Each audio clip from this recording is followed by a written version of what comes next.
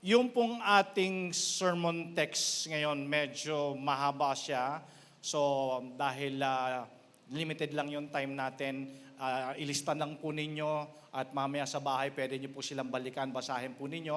Ang ating pong sermon text makikita natin in Book of Second Chronicles. Okay, in Old Testament book, Second Chronicles chapter 20 verses 1 to 23. Pero partly meron po tayong babasahin, doon natin kukunin yung highlight ng sermon natin ngayong umaga. Ayan. So, ayun po, makikita natin sa Second Chronicles chapter 20 verses 1 to 23. Pero samahan niyo po ako, basahin muna natin in Second Chronicles. Ayan. Makikita niyo po, 2 Chronicles chapter 20, verses 15 to 22. Ayan. Kunin natin dito yung highlight ng ating pong sermon ngayong umaga. Okay, so join me in reading verse 15. He said, "Listen, King Jehoshaphat." Sino po nakakilala dito kay King Jehoshaphat? Yan. Si Lee Min-ho, kilala mo? Yan. Kasi mas marami nakakilala kay Lee Min-ho kaysa kay King Jehoshaphat. Ayan. Si King Jehoshaphat po, sabi dito, "And all who live in Judah and Jerusalem, this is what the Lord says to you. Do not be afraid or discouraged because of this vast army. For the battle is not yours, but God's." Verse 16, "Tomorrow, march down against them. They will be climbing up by the pass of Cis, and you will find them at the end of the gorge in the desert of Jorel. You will not have to fight this battle." Ganda, no? "Take up your positions, stand firm, and see the deliverance the Lord will give you, Judah and Jerusalem. Do not be afraid. Do not be discouraged. Go out to face them tomorrow, and the Lord will be with you." Jehoshaphat bowed down with his face to the ground, and all the people of Judah and Jerusalem fell down in worship before the Lord. Pakisabi nga po, worship. Yan. Verse 19, "Then some Levites from the Kohathites and Korahites stood up and praised the Lord, the God of Israel, with a very loud voice. Early in the morning, they left for the desert of Tekoa. As they set out, Jehoshaphat stood and said, 'Listen to me, Judah and people of Jerusalem. Have faith in the Lord your God, and you will be upheld. Have faith in his prophets, and you will be successful.'" Verse 21, "After consulting the people, Jehoshaphat appointed men to sing to the Lord and to praise him for the splendor of his holiness as they went out at the head of the army, saying, 'Give thanks to the Lord, for his love endures forever.' As they began to sing and praise, the Lord set ambushes against the men of Ammon and Moab and Mount Seir, who were invading Judah, and they were defeated." Thank you, Lord, for the reading of your words. Yung sermon po natin today is called "Go from Worry to Worship." Ayan. Nga lang ang question natin, are you a worshiper or a warrior? Magkaiba po yon. Narinig nyo na po ba yung expression na, "Di muna ako tatanggap ng problema ngayon kasi fully booked na"? Narinig nyo na expression na yon? Yung fully booked ka na. Wala namang paglalagyan yung mga problema mo. Yung mga burdens, yung mga alalahanin mo, yung mga concerns mo. Kaya nakikiusap ka, pwede ba hindi muna ako tatanggap ngayon? Pero in reality, parang hindi ata ganun yung nangyayari, no? Ito yung mga dahilan bakit most of us dumadating tayo dun sa point na talagang nagiging warrior tayo. Pero itong message na ito ngayong umaga, ita-transform natin yung worries na yon to worship. Amen po ba? Alam niyo po, God has supernatural ways to meet every one of our needs and to solve our problems. Minsan iniisip natin, totoo ba yun, Pastor? Meron ba siyang May mga ways ba ang God? May mga ways ba ang Lord para isolve yung mga problema natin and to meet all our needs? Paano? Well, ang masasabi ko lang, church, you may not figure out how He is able to do it, pero okay lang yon kasi unang-una, problema niya yon. Hindi natin problema kung paano niya i-figure out o isosolve yung mga problems natin. Kaya nga, ang sabi ng Bible in Book of Psalms, chapter 55, verse 22, church, please take this scripture. Angkinin niyo po itong passage na to kasi this is very important. Especially if you're wounded, if you're facing troubles, talagang nandyan yung mga worries mo, fully book ka na, napaka-importante po nito. Psalms 55:22, cast your cares on the Lord and He will sustain you. He will never let the righteous be shaken. Ito maganda, amplified version. 1 Peter 5:7, sabi dito, casting all your cares, all your anxieties, all your worries and your concerns, church, once and for all on Him, for He cares about you with deepest affection and watches over you very carefully. Ano ibig sabihin nito para sa atin, church? Alam niyo po, ang ibig sabihin nito, quit dwelling on your impossibilities.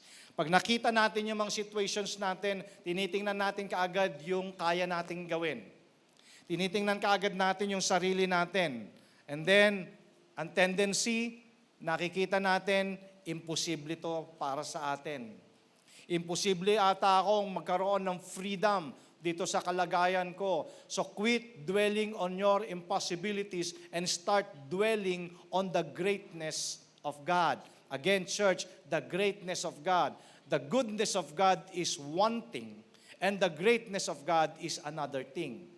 Amen? Kasi ang sabi ng Lord kanina doon sa binasa natin, cast all your cares. Ibig sabihin nito, ibigay mo sa akin lahat and I'll take care of it. Amen? Well, He's called Jehovah Jireh. Alam ko, ibig sabihin nito, alam nyo, ang sabi ng Jehovah Jireh, He is the great provider. Kaya nga sabi natin, it's one thing to see the goodness of God, and it's another thing to know the greatness of God. His greatness, kasama dyan yung He is the great provider. He's the Jehovah Jireh. He is called the El Shaddai. Ano yung sabihin ng El Shaddai? The God who is more than enough. Di ba? Hindi mo lang nakikita yon, pero ang provision ng Lord is more than enough. Not just enough, but more than enough. Makikita mo yung mga fruit-bearing trees. Di ba? Pag namunga yan, hindi lang isa yan. Di ba? More than enough. Yung mga bunga niya naglalaglagan na nga lang, di ba, sa lupa. Nabubulok na lang. Pero kung makikita mo, pag hitik na hitik sa bunga yan, makikita mo, God really is the God of more than enough. And He is called the great I am. Yeah. The great I am, not the great I was. Hindi sinabing the great I will be. But God says, the great I am, meaning I am right now. He is who He is. We worship the I am right now God. Ano ibig sabihin ng church para sa atin? The Lord is saying, right now, I am your peace.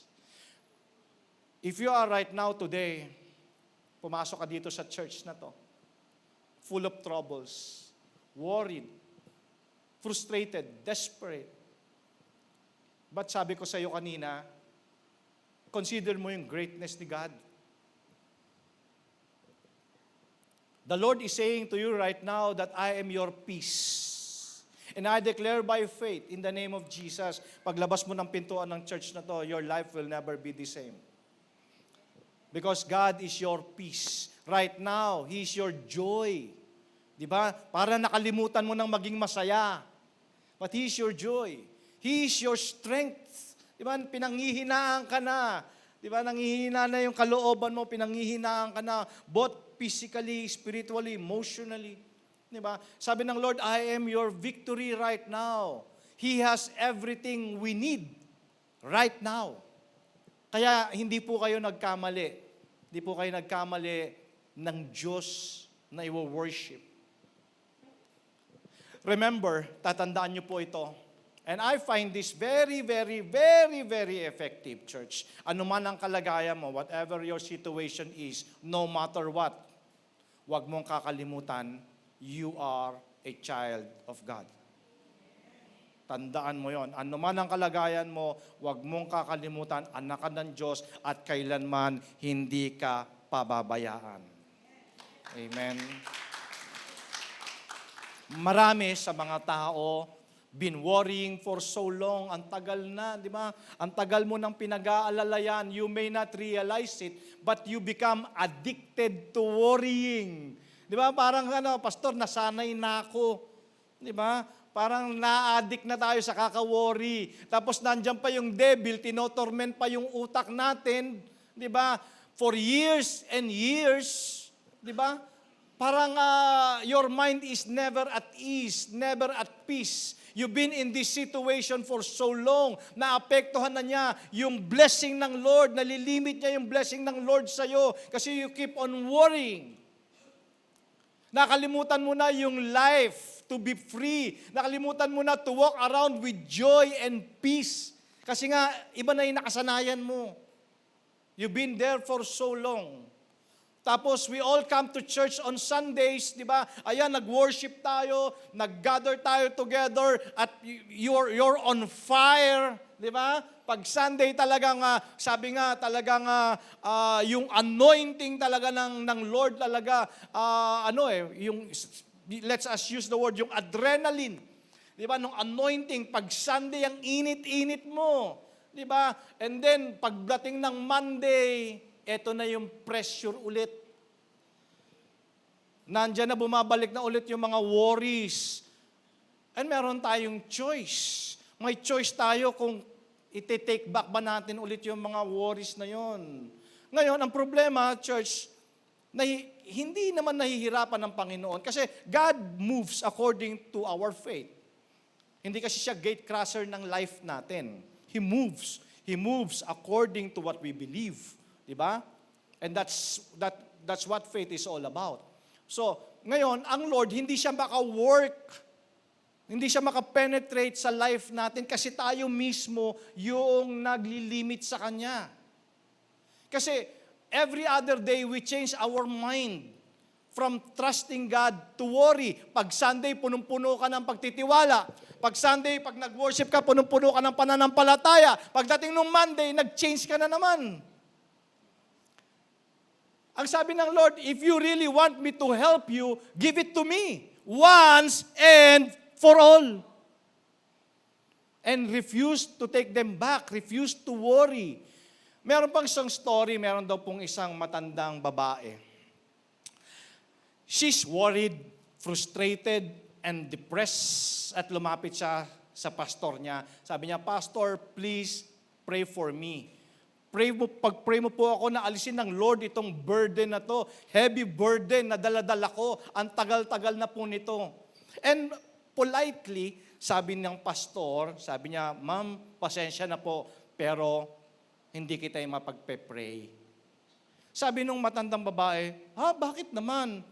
Anong ibig mong sabihin? Ba't hindi mo ako pagpe-pray? Ang sabi po kasi, ito yung sagot ni pastor, no? Sabi ng pastor, Ma'am, kasi ang sabi ng Bible, you cast your burden on the Lord. Tama? Hello? Nakalimutan na ba natin Psalms 55:22? Cast all your cares, cast all your burdens. Kanino natin ibibigay yung mga burdens natin? Amen? Nga lang kasi pang problema, hindi naman po masama at hindi ko rin naman sinasabing wag. Nga lang, minsan kasi, pag may problema tayong hanap-hanap kaagad natin si kapatid. Kapatid, please pray for me. Pastor, please pray for me. Diba? Pero ano bang sabi ng Bible? Pag meron kang burden, kay Lord ka muna pumunta. Amen? I-cast mo muna yung mga burdens mo kay Lord. Kasi sabi ni Pastor, even if I pray for you 24 hours a day, it might not change anything until you decide to do something about it. Meron kang gagawin. Di ba? First of all, you cast your burden to God once and for all. Amen? And then, nandiyan na ang mga kapatiran. Unahin natin lagi ang Panginoon. Amen? And church, the same with us all today, marami sa atin, we made a mistakes. Ito ang nangyayari. Inaalaw natin yung enemy na i-deceive tayo, the devil.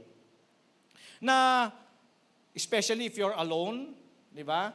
Dinideceive tayo, nagpuput siya ng mga junks sa mind natin. Nagpuput siya ng mga fears, worries, anxieties, confusion, depression, and wala tayong ginagawa. Inihintay lang natin ng Lord na merong gawin. Pero ang instruction sa atin, you cast all your burdens upon Him because He cares for us.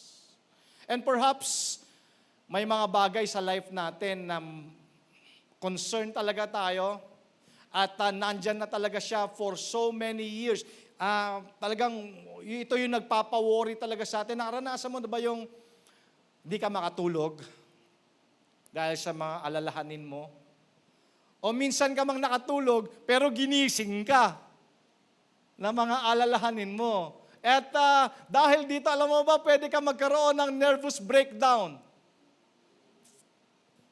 But unless you learn, church, unless you learn na every time na yung enemy, the devil is feeding you with junks, with worries, balikan mo. Balikan mo yung panahon na, sandali, naibigay ko na pala to kay Lord once and for all.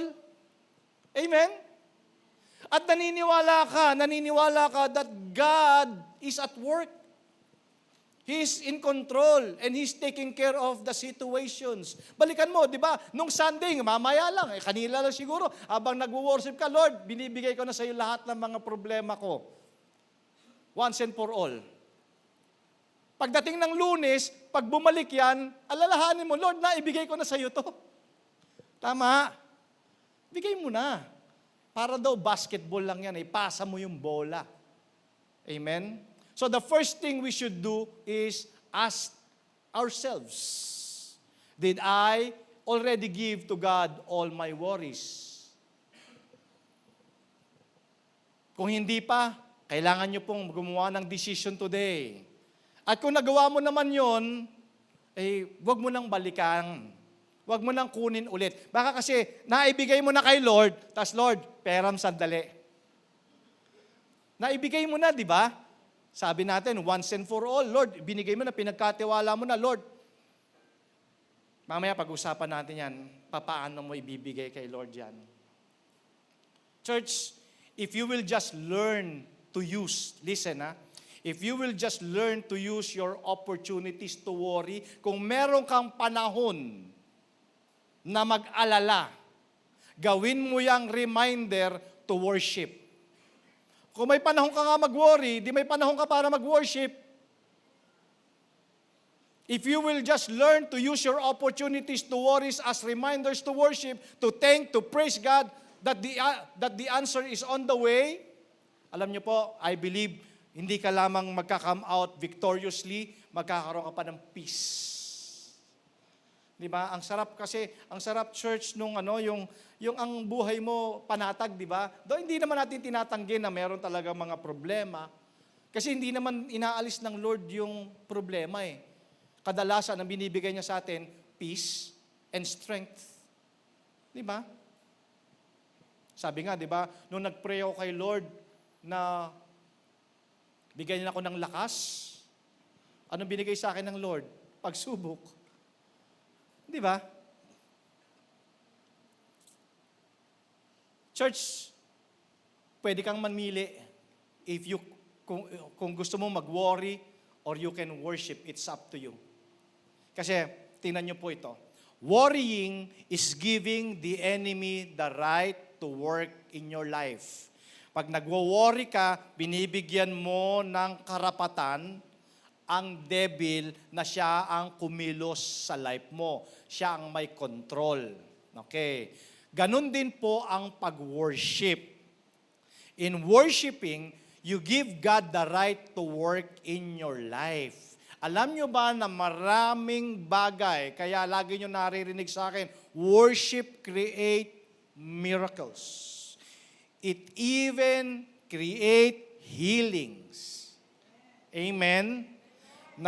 Alam nyo po, kaya sabi ko talagang kailangan matutunan talaga natin how to worship God in the beauty of His holiness. We worship God in spirit and in truth. Kasi alam natin talaga, worship is a warfare. Worship. Wala naman tayong ibang kayang gawin, church eh. Kung meron kang kayang gawin, bakit hanggang ngayon nandiyan ka pa sa kalagayan mo na yan? Amen ba? Ay, bakit nandiyan ka pa rin? So, ibig sabihin, it's beyond your control. Pero, we worship the God who is in control. So, every time na nagwo-worry ka, every time na nagwo-worry ako, I think about King Jehoshaphat. Yan, dito tayo papasok ngayon. I think about King Jehoshaphat. Pag binasa mo ang book of 2 Chronicles, chapter 20 in particular, mababasa mo dito si King Jehoshaphat at saka yung people of Judah, yung kanyang nasasakupan, sila po ay surrounded by enemies. Pag binasa mo yan, starting from verse 1, okay? Makikita mo sila po ay napaligiran ng mga kalaban, 3 major armies. Imaginein mo, hindi lamang isa ang kaaway niya dito, ang kalaban niya, nagkampi-kampi yung 3 kaharian. Grabe, no? Ba't ganun, no? Pag nakita mo yung problema mo, no? Bakit sabay-sabay? Bakit sila nagsama-sama? Bakit sila nagkampi-kampi? Alam mo, ito, listen to this. If you're alone, ito, real talk, real story. Di ba minsan, merong mga tao na against sa'yo at magkakampi-kampi pa ba yan? Magkakampi-kampi yan. Tama ba? Sino karanas ng ganon? Di ba? Nagkakampi-kampi sila. Pero alam mo ba, bakit sila nagkakampi-kampi? Kasi hindi kanila kaya. Amen ba? Sabi mo sa katabi mo, kasi hindi kanila kaya. Amen? Pero ang totoo, hindi ikaw. Ang hindi nila kaya, si Lord. Amen? Kaya pala sila nagkakampi-kampi. Kaya kita mo ang Israel. Ang dami nagkakampi-kampi. Ano ang statement ng Prime Minister? Nagkamali sila ng kakalabanin. Amen. Sabihin mo sa problema mo, nagkamali ka ng kakalabanin. Amen. So dito sa story na to, 3 major armies.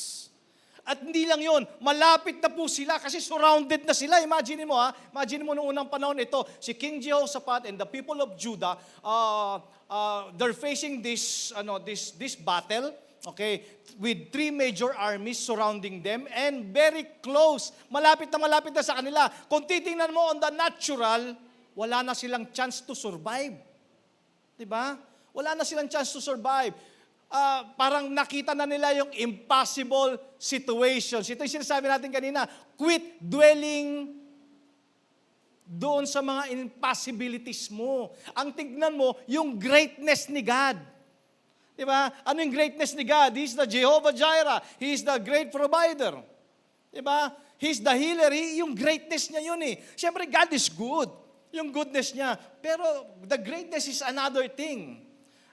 So dito nakita nila impossible situation and I'm sure they were tempted to worry. Sino ba namang hindi mag-aalala? Diba? Sino man hindi mag-aalala? Palabas ka ng pinto, sabay-sabay nakita mo yung mga maniningil. Nakita mo, puro ito na. Tapos puro problema dito, problema doon. Ganon yung nangyari kay King Jehoshaphat. Diba? And syempre, I believe they were tempted to worry at syempre bombarded yung mind nila with fear and panic. Ito yung sinasabi natin, di ba? Parang fully booked. For us today, di ba? Parang fully booked na. Ito na, may problema sa health, may problema sa finances, may problema pa sa work, sa business, sa family, sa ministry, sa love life. Di ba? Minsan kahit na may problema sa business, wag lang sa love life, no? Tama ba? Amen? Parang basta love life, okay, kahit na may problema sa work. Pero dito talaga, minsan sabay-sabay di ba? Tapos, hindi lang sabay-sabay, parang tailor-made pa sa'yo yung problema. Di ba? Well, kagaya ni King Jehoshaphat. Ganun po yung nangyari sa kanya. At yun yung gusto ko i-share sa kanya sa inyo, yung story ni King Jehoshaphat. Pero, ano ba yung ginawa ni King Jehoshaphat? At napakaganda po nito example for all of us today. Wow! Church, anong ginawa niya? He gathered all his people, the people of Judah, doon sa open field. Tinawag niya, halika kayo, BOCC, halika kayo, mga kapatid, mga kamag-anak, mga anak, halika kayo. And they lifted up their eyes towards heaven. And they prayed. Kita mo, ano yung solusyon niya? Di ba? Sabi ko kanina, I believe they were tempted to worry. At siguro, pwede sila magpanic at matakot. Pero ano ginawa nila? They prayed. Open your Bible. In 2 Chronicles chapter 20, verse 12. And the Bible says, Lord, ito yung prayer nila. Sabi, Lord, we don't have any power and strength and ourselves to stand against this enemy. We don't know what to do, but our eyes are upon you. But Lord, gusto ko nang sumuko, Lord.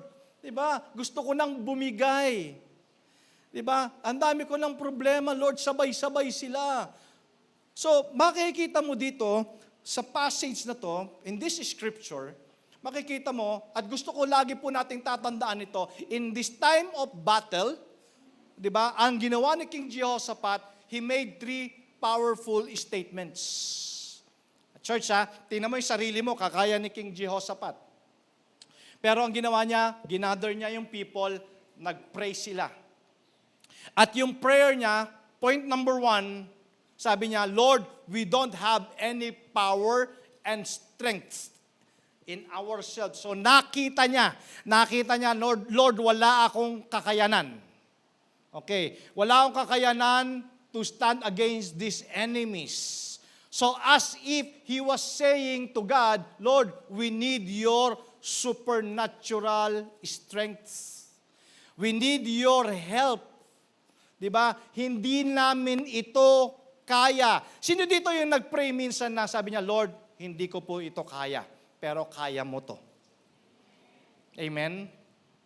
And point number 2, doon sa prayer niya, sabi niya, Lord, we don't know what to do. Diba? Marami sa atin, pagka trouble tayo, talagang confused tayo, hindi natin alam kung anong gagawin natin. Pero dumating ba yung point na you just sit down for a moment and then you ask wisdom from God? Or hindi ko alam kung anong gagawin ko? In other words, hindi mo kailangan mag-lean on your own understanding. But in all your ways, you need to acknowledge God. Kailangan mong aminin sa sarili mo na kailangan mo ng tulong. Yan, alam niyo po, marami sa mga tao kasi mayroong pride. One thing I've learned, one thing po na natutunan ko in this life, na I find it effective and successful, whenever na meron akong mga troubles, inaamin ko sa sarili ko na kailangan ko ng tulong.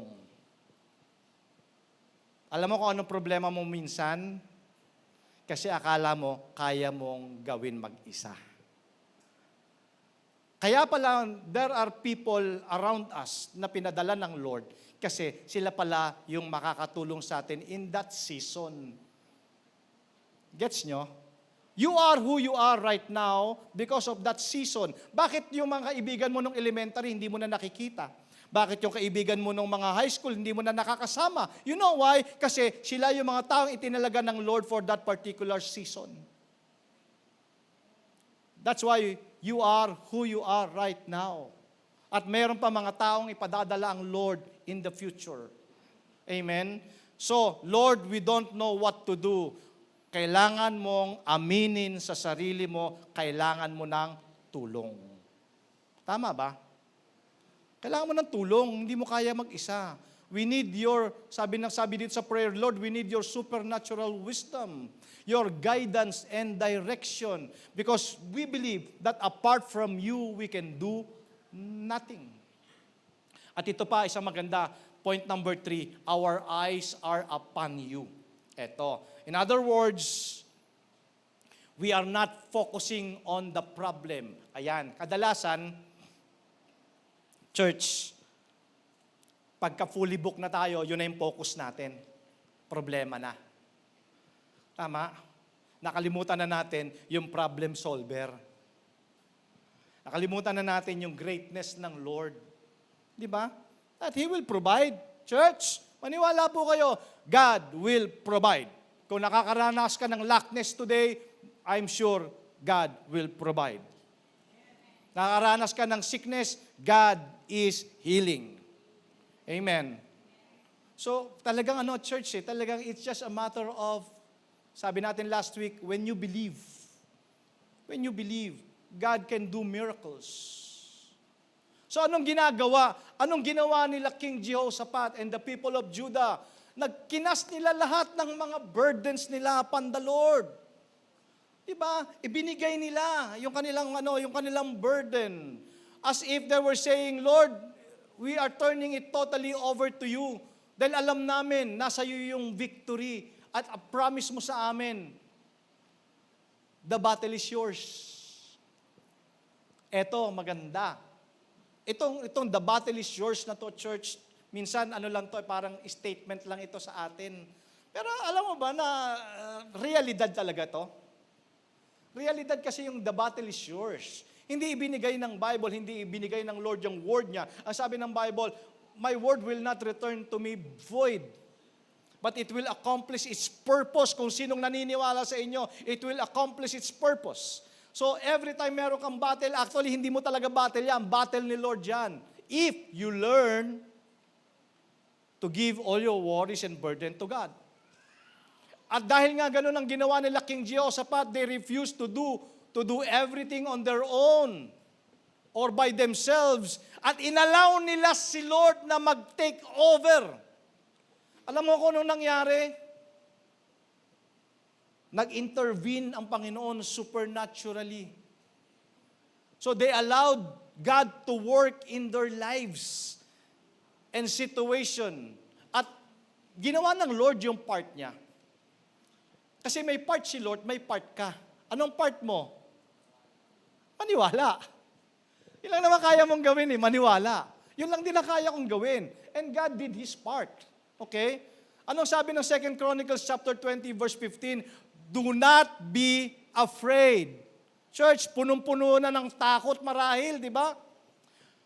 Do not be discouraged. Well, hindi ko inaalis na talaga yung mga anxieties talaga nakaka-discourage talaga yan. Ba't ganun? The business is getting slow. Diba? Yung health ko nagde-deteriorate. Diba? Yung finances ko, pagtingin ko sa ATM, parang wala na. Yung aking marriage. Pero anong sabi ng Lord? Do not be discouraged, for this battle is not yours. The battle is the Lord's. Amen? Kaya mga kapatid, worrying won't change anything. Anong sabi ni Jesus in Matthew chapter 6 verse 27? Which of you by worrying can add one day to your life? Well, none of us can. Sino nga ba? Yung pag-aalala mo ba, may mapapala ka ba? Wala, di ba? Ano napala mo sa pag-aalala mo? Wrinkles, high blood pressure, ano pa? Stress, lagi nakasimangot, di ba? Self-pity, yun eh. Nakalimutan mo nang ngumiti. Tingnan mo yung katabi mo. Nakakangiti pa ba yan? Amen? Nakakangiti pa ba? Amen, di ba? Yan ang anak ng Diyos na kahit may pinagdadaan ng problema, masaya pa rin tayo. Amen?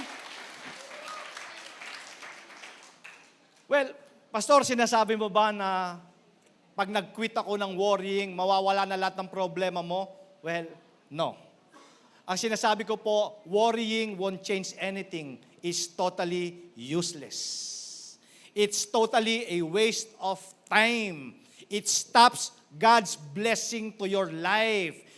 Church, mapapagod lang tayo emotionally, di ba? Mentally, physically as well. Nanakawin talaga niyan yung joy natin. Yan yung mga joy killers yan eh. Yung ang saya-saya mo maghapon, biglang mamaya matutulog ka na lang, uy, may problema, joy killers. Diba? Sabi ko sa inyo, you learn to cast all your cares to God because He cares. You need to make decision today, church, that you're gonna worship instead of worrying.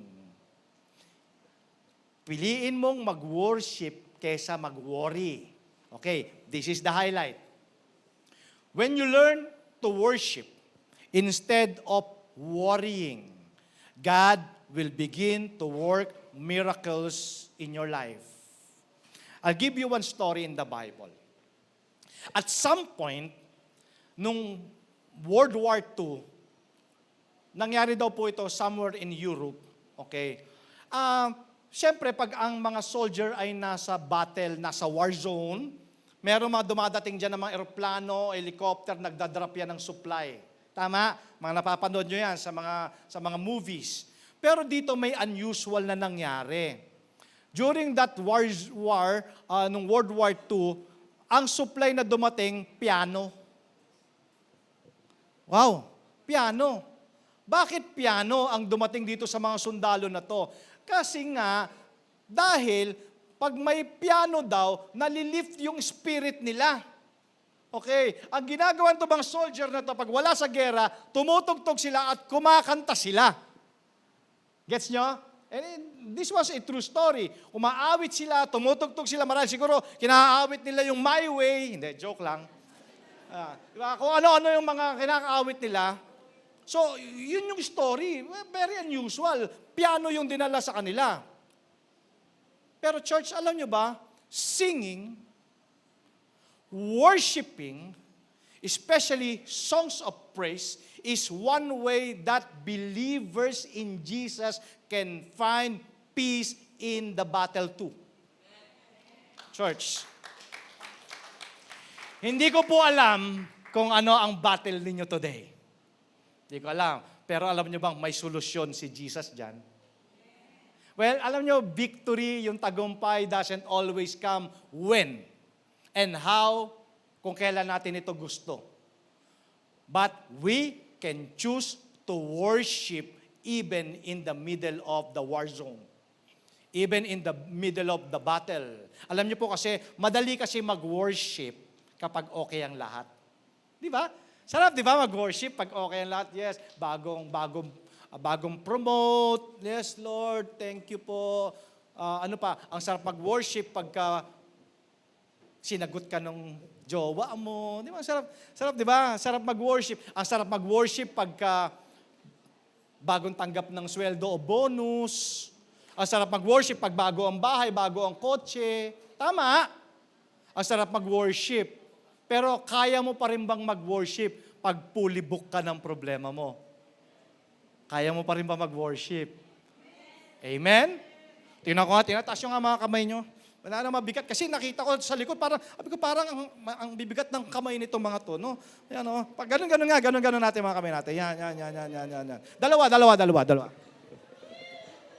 Ikaw parang ang bibigat ng kamay nito mag-worship kay Lord. Parang merong daladalang barbell ata itong mga to. Hindi makapag-worship ng maayos. King Jehoshaphat found this to be true, mga kapatid. He faced vast invading armies. Imaginin mo, yun yung senaryo. Surrounded sila ng mga enemies, nagkampi-kampi yung mga kalaban. Amen? Tapos, anong ginawa ni King Jehoshaphat? He prayed, they fasted. Okay, so, in response, ang sabi ng Lord, huwag kayong mag-alala, battle is mine. The battle is not yours. Okay? Then, ito maganda. King Jehoshaphat appointed singers to go ahead of the soldiers. Namili siya, sabi niya, nasa na yung aking music team. Music team, akyat nga kayo dito. Music team, akyat kayo, please. Yan, di ba? 2 Chronicles chapter 20, 21, 22. He appointed singers to go ahead of the soldiers and sing praise to God for the victory they believed they would see. So as their music began, He miraculously defeated their enemies and saved His people. Alam niyo po, ang lesson learned dito sa story na to, church, biruin mo, nasa gera kayo. Ang instruction ng Lord, ganito ang gagawin nyo, magmamarch kayo. Magmamarch? Ano sabi ng Bible? My ways are not your ways. And my thoughts are not your thoughts. Magmamarch kayo, tapos ang gagawin nyo, Lord, malapit na kaming masakop, Lord, kampi-kampi na sila, okay, sige, ganyan, okay lang yan. Ganito gagawin nyo. Magmamarch kayo at wala kayong gagawin kundi kakanta kayo at magwo-worship lang. Yun lang ang gagawin nyo. Yun lang ang gagawin nyo. So, pansinin ninyo, hindi sila nag-worry. Ang ginawa nila, nag-worship sila. At nung narinig ng mga kaaway, yung mga awitan nila, church, na-confuse yung mga kaaway, and they began to fight for themselves. Alam mo bang sila ang nagpatayan sa sarili nila? Amen? Yung mga problema mo, pulibok ka man, church, i-worship mo kay Lord yan. Grabe, church. Bago tayo mag-end, bago tayo mag-worship, alam mo anong dapat mong gawin? How to worship when you are wounded? Kasi, di ba, yung iba sa atin, sugatan eh. Sugatan, meron ba dito sugatan na? Sugatan na, wow, grabe, no, di ba? Alam mo, habang nag-worship ka, di ba nag-pray sila King Jehoshaphat? Sabi niya, Lord, hindi namin alam kung anong gagawin namin, hindi namin kaya to, and Lord, kailangan namin ng help mo. Alam mo ba nag-worship ka? Tell God exactly how you feel. Alam ng Lord, hindi masusurprise si Lord doon sa sasabihin mo because He is an all-knowing God. Alam naman niya yung kalagayan mo, nga lang gusto niyang marinig sa'yo. Sabihin mo sa Kanya, Lord, ito talaga yung nararamdaman ko eh. And ask God for strength and wisdom. Trust God and keep going. Ito yung favorite ko. Ayan. Favorite ko yung number 4. Anong ginawa ni King Jehoshaphat? Ginather niya yung mga tao. He gathers others for support. Support ng ano? For worship. Basahin nga natin ulit. Sabi sa verse 21, after consulting the people, Jehoshaphat appointed men to sing to the Lord and to praise Him for the splendor. Ito yung sinasabi natin, yung greatness ng Lord. Di ba? Of His holiness as they went out at the head of the army saying, give thanks to the Lord for His love endures forever.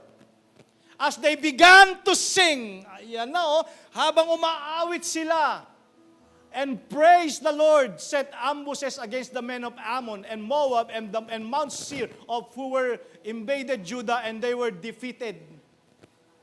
Hindi mo ba alam na sa pag-worship mo, pwedeng mangyari, unti-unting nasosolve yung mga problema mo? Amen?